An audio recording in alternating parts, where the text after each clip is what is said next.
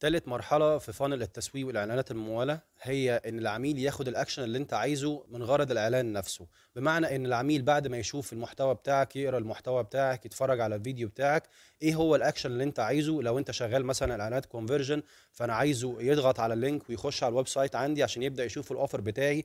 أو لو أنت شغال إعلانات مسجز مثلا، فأنا عايز العميل يضغط على زرار السند مسج ويبعت لي رسالة عشان يبدأ يعرف باقي التفاصيل. في المرحله دي انت لو قدرت تشجع العميل وتوضح له، والاهم ان انت توضح له ايه هو الكول تو اكشن، او ايه هو الاكشن اللي المفروض يعمله خلاص بعد ما شاف المحتوى وبعد ما شاف الاعلان بتاعك.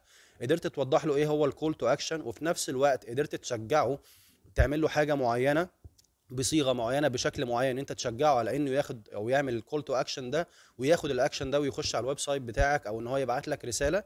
فانت بالتالي بتزود عدد العملاء اللي هيتنقلوا معاك من المرحله الثالثه دي للمرحله الرابعه. فبالتالي هتلاقي اوتوماتيك النتائج كلها بتتحسن بشكل اوتوماتيك، بدون ما تزود اي حاجه في الاعلانات المموله، بدون ما تزود اي مصاريف في الاعلانات المموله، لان انت قدرت تزود نسبه الناس اللي هياخدوا معاك الاكشن.